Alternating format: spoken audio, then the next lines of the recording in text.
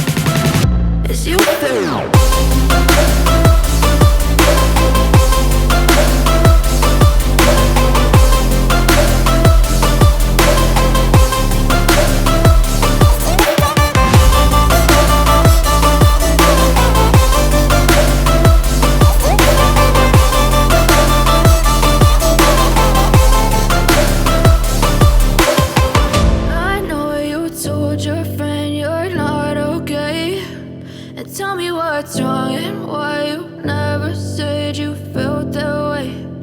Guess you're trying to stay strong and fake a smile until I look away. But I've known you too long, it hurts to watch your blue eyes fade to gray. But if I lay down and I play dead and I stay dead, maybe you'll get sick of being the monster out of my head, under my bed. Think you're something out of my nightmares, standing right there. But if I lay down and I play dead and I stay dead, then will you get bored of killing me?